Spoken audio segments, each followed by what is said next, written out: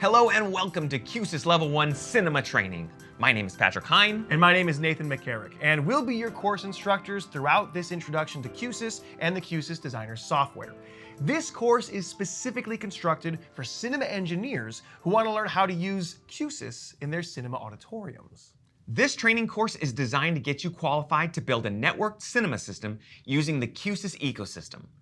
Much of the material is shared with the standard Q-SYS Level 1 training, but you'll also learn about some specific peripherals and components that are exclusive to the cinema world. The training will be broken into modules that focus on various concepts and processes, and each module will involve watching several short videos and then passing an online assessment that tests your knowledge of those videos. After you've passed the assessments for all of the individual modules, you'll be ready for the final exam, in which you will modify a functional cinema sample design file based on specifications that we provide. You'll submit your design to us for review, and if you pass, then you'll receive your Q-SYS Level 1 for Cinema certificate. Also, the Q-SYS ecosystem is constantly evolving and improving, and so Q-SYS Designer software is going to be constantly evolving. We try to keep this training course up to date, but of course from time to time, you may find that the software is a little different than what you see in the videos. Similarly, from time to time, Patrick and I might look mysteriously younger or older, not just in different videos, but sometimes in the same video. Don't freak out, that just means we're keeping things up to date.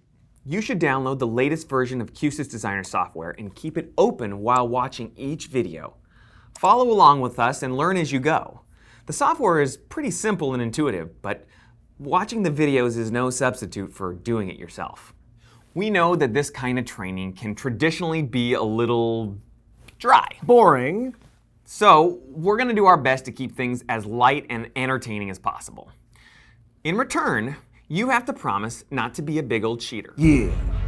You see, this training course is worth Infocom CTS credits. What? And some people might think that they can fly through this material for some quick credits. There's no flying here, buddy. Well, I ought to warn you that if you fail any assessment 3 times in a row, Fail. you'll be locked out until you contact us and we have to reset it for you.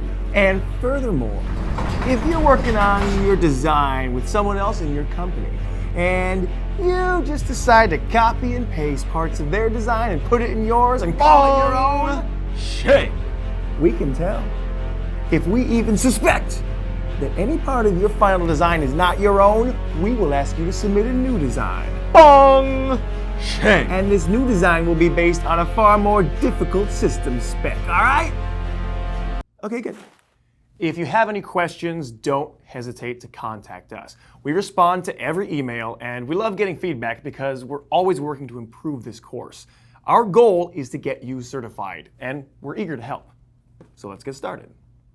You can take the modules in any order, but you really should start with the first one, Hardware Overview, which will teach you about the physical devices involved in a Q-SYS system. And then the second module will show you how to navigate the Designer software. Speaking of the Q-SYS Designer software, we're going to start with the single most important bit of information you'll possibly need when using Q-SYS for cinema applications. By default, most of the cinema inventory items are hidden in the software, since most users are using it for non-cinema applications. In order to access these components, you'll need to edit the shortcut link you use to open Q-SYS Designer software. Right-click on the link to edit its properties and add /cinema to the end of the target file. This is the only way you can access all of the cinema components you'll need for your installation. Before you begin, it's time to take your first assessment based on the video you're watching right now. It's only 5 questions long, but you'll have to get every single question right in order to start your training. If you fail on this test, you'll have to email us and ask for forgiveness in order to try again. Good luck, and we look forward to seeing your submission soon.